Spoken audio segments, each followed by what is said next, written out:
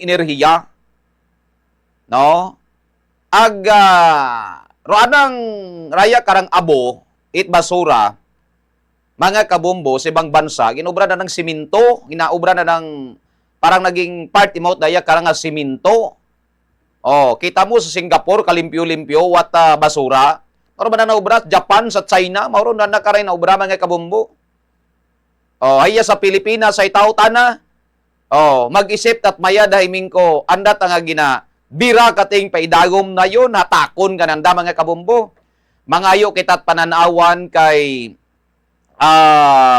Sir Raymond Jacinto Sokgang, mga kabombo, sangka scientist from Nuclear Research Institute of the Philippines. Si Sir Raymond Sokgang sa piyag karangalin niya. Sir Raymond, magandang gabi, live tayo sir sa Bombo Radio Kalibot sa Facebook Live.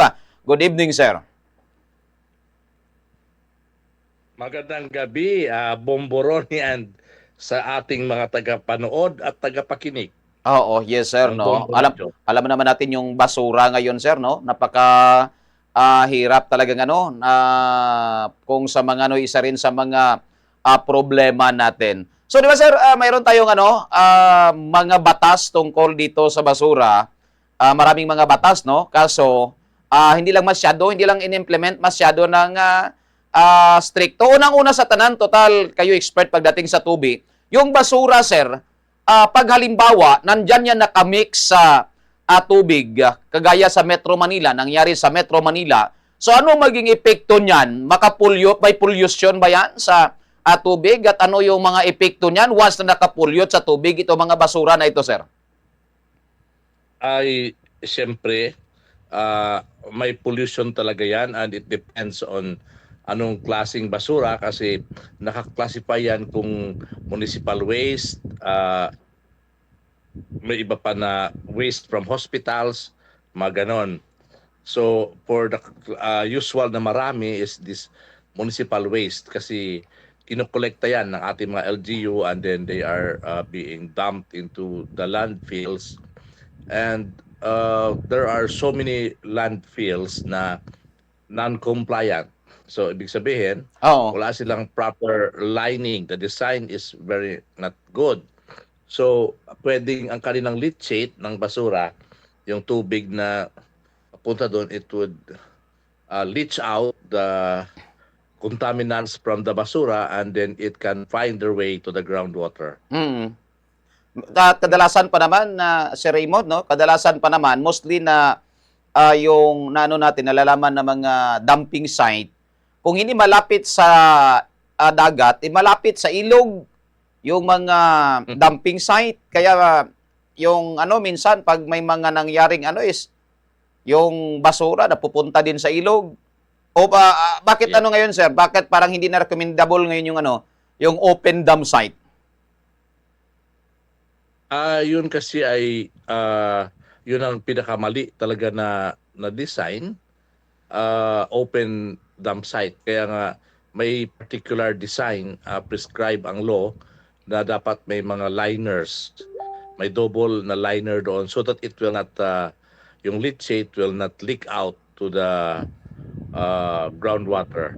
At kung open din kasi, pwede ding umapaw ang leachate and it would find their way to the groundwater. And siyempre yung mga langaw din, issue din natin yan, mga ganyan. And particularly kapag hospital waste, alam naman natin yun na it's hazardous waste. So, yun ang problem talaga, yung mga ganong klaseng basura. Lalo na kung radioactive waste. Pero hindi na natin pag-uusapan ang radioactive waste. Ibang usapan yun. And hindi naman yun nagko-contaminate kasi it is very well inventoried. So, itong mga ano na ito, sir, itong like kalibo, yung most na nakikita nating basura, municipal waste na sinasabi natin. Kasi yung sa Metro Manila na yun, no, na parang siguro sabi ng dagat, huwag niyong itapon dito sa amin yan. Kaya binalik ng tubig dagat doon sa, parang sa ano na siya, no? Parang hindi na siya bumalik, sir, di ba? Parang nag-high tide, umulan, tumaas yung high tide, tapos dinala yung basura doon sa, parang sa taas, pag low tide, iniwanan na doon yung mga basurang tuni-tuniladang basura na hanggang ngayon guys patuloy pa na nililinis. Maraming mga plastic, maraming mga styros.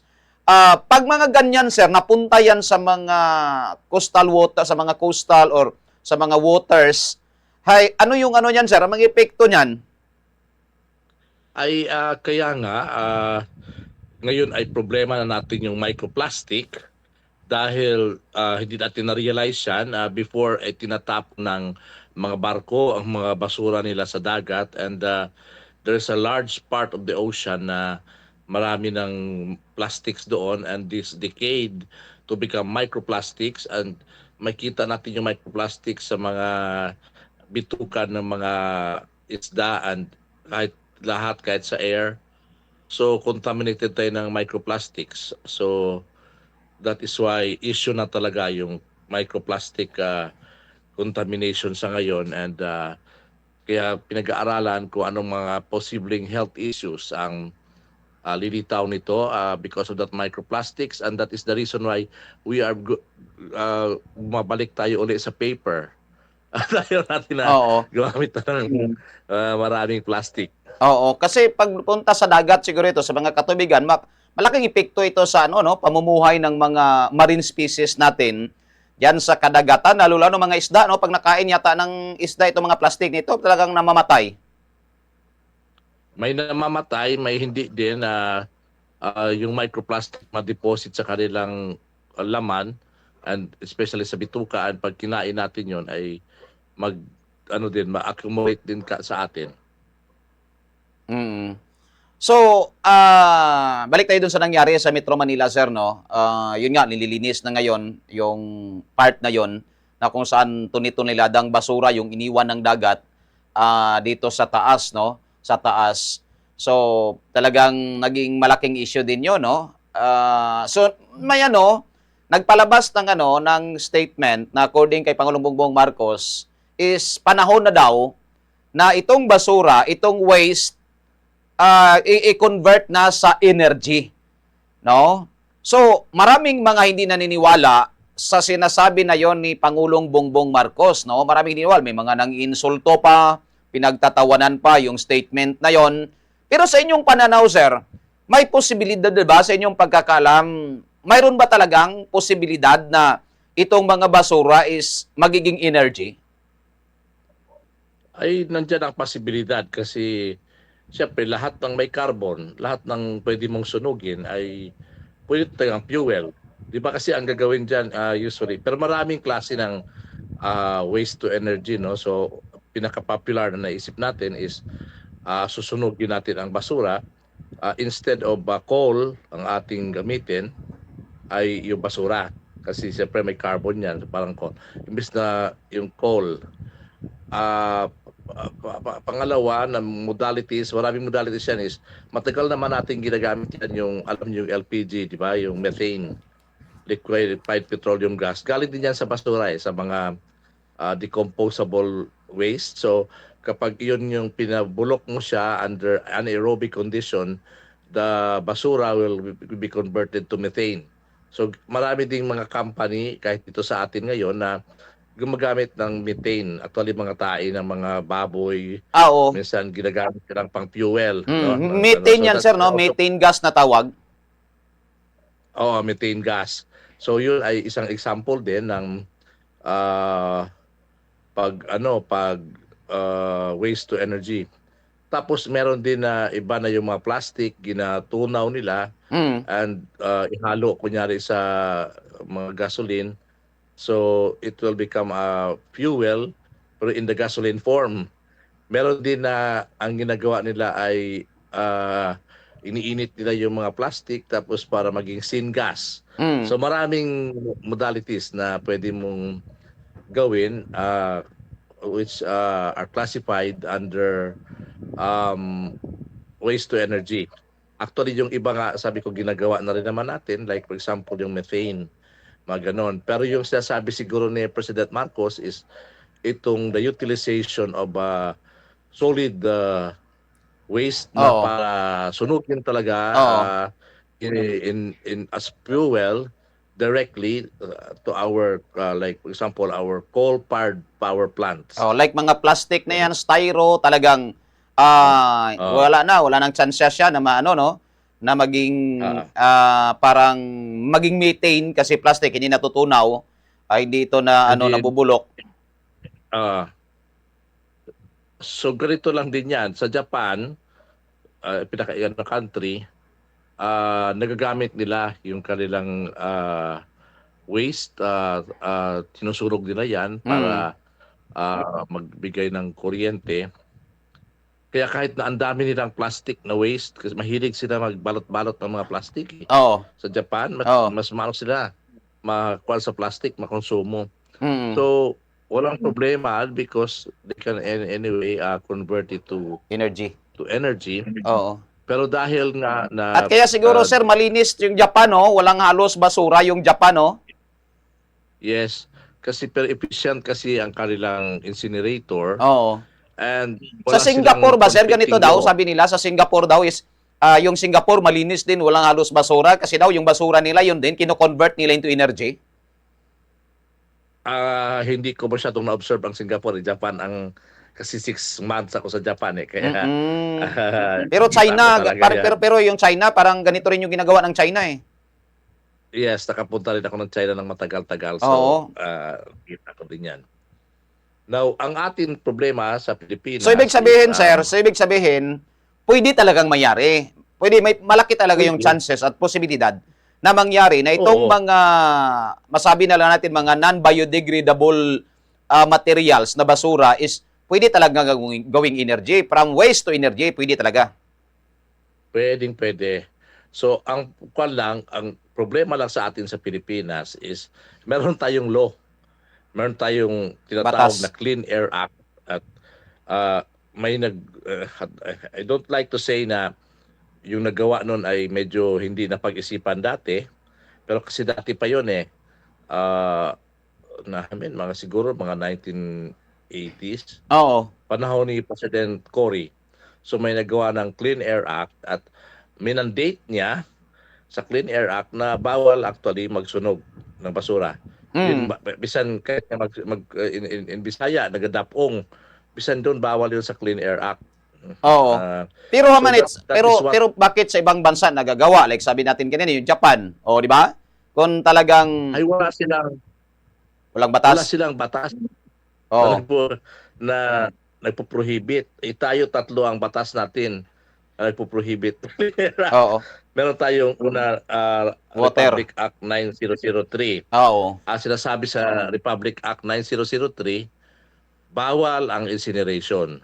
Mm. Bawal. So, doon pa lang, bawal magsunog Oo. ng ano. Pero, dahil hindi naman maganda ang pagkaka-frame niyan, so, alam mo naman pag ang batas subject to interpretation, Oo. so, subject to discussion. So, ang Supreme Court dyan na, okay, may exception.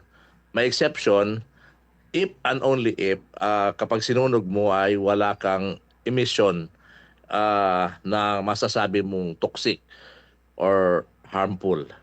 So, hindi natin mapagkaila na kapag nagsunog tayo ng basura, may dioxin talaga yan na mapoproduce at maraming NOx, it make the rain acid, parang gano'n, the clouds. Pero sa Japan kasi, may scrubber sila, may particular design nga they use scrubbers to arrest itong mga dioxin and itong mga SO2, NOx and the SOx. So kaya effective. So ang point ko is pwede naman natin gawin yung system na yon effectively para ma-circumvent natin itong RA 9003. Oo. At saka ano, sir, Another no? RA, Like halimbawa, kung mayroon tayong batas na bawal magsunog, pero halimbawa, nagsunog tayo ng mga non-biodegradable na basura nito for conversion from waste to energy. Pero ito rin yung solusyon, sir, sa Republic Act, sa din, Republic Act on Clean Waters. Diba? Meron din tayong batas dyan on clean water. So, maraming violators dito, sir, sa Republic Act na ito. Kasi tapon kahit saan-saan ng basura, no? So ito siguro yung solusyon sa problema sa mga sa mga violators sa clean waters natin na ano no gawin na lang itong ano na ito, itong parang pamamaraan at saka amyendahan na lang yung Republic Act on Batas. Clean Yeah. Air Act. Yeah, kasi kung kailangan i-accept natin 'yan, so kailangan talaga ng amyendahan ang batas. And may isa pa kasi, another RA 8749, Mm. at ito naman ay piniprescribe niya kung what will happen to the waste material na na-burn. Oo. So kasi magpuputos ito ng abo, Oo. at ang abo ay acidic din, toxic din 'yan, Oo. containing heavy metals minsan, containing a lot of so ano ang gagawin natin? So yun ang sasagutin natin, Oo. yung iba. Ginagawa daw 'yan ng semento, sir, sa China. Yun sa China. Oh, Yung abo niya, ginagawang semento ng China. So wala talagang walang sayang. ay depende din kasi kung ilagay mo sa semento, okay lang din yan. Pero kung kanyo imagine kung yung semento na yon ay naging ginawang wall ng mga pabahay, Oo. so yung toxic materials nandyan sa wall mo. So mga gawin mong kalsada. So kaya nga should be designed in a way na siguro kung gawin mong semento yung sa gitna na part ba, Oo. tapos sementuhan ulit, Oo. walang ganon. Pero sa Para Japan siguro ginagawa rin nila yan eh. Iwan ko lang kung saan nila ginagamit yung mga nasusunog na na mga waste. Oh, ganon nga. So siguro ginapagitna nila yung semento Mm. na merong hindi yung nasa kwan. Oo. Ang problema lang dito sa atin ay ating mga kontraktor na ito ay baka hindi lason din yon, and sige lang na in-incorporate sa semento, ay hindi natin alam, tapos yung ating mga construction ay gumamit na pala ng mga abo na para sa yung fly ash niya. Mm. So yun lang. And another RA is yung 9513. Hindi niya maklasify kung ito ang waste to energy can be considered renewable energy. Kasi ang renewable energy may incentive eh. So kung hindi nila ma-resolve kung ito bang waste to energy ay entitled din ba na mabigyan din ng incentive, like when you do solar or windmill, mga ganon.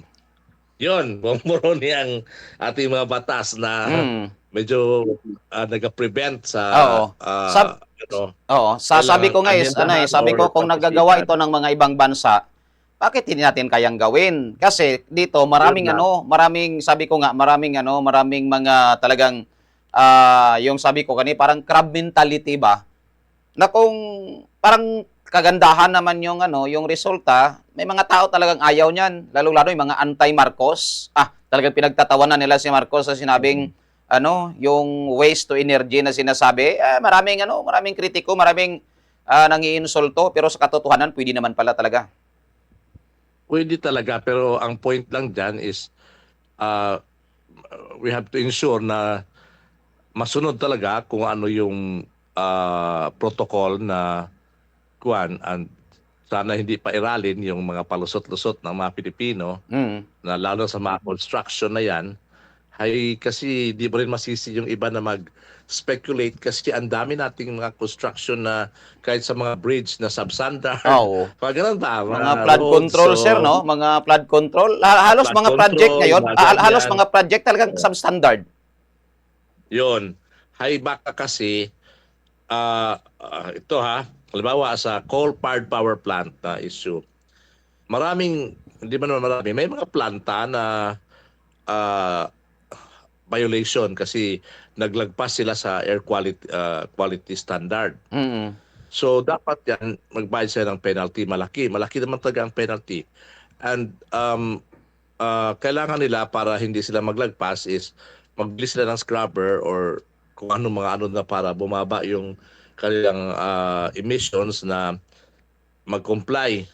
Pero may mga negosyante na sabi nila, mas maigi na lang na magbayad tayo ng penalty, mas mura, kaysa sa mag-comply. Oo. So may mga ganyan na, Oh. may mga ganyan Nangyayari na din yan. company na forward. Nangyayari din yan sa ano minsan sa mga project like sa DNR, no?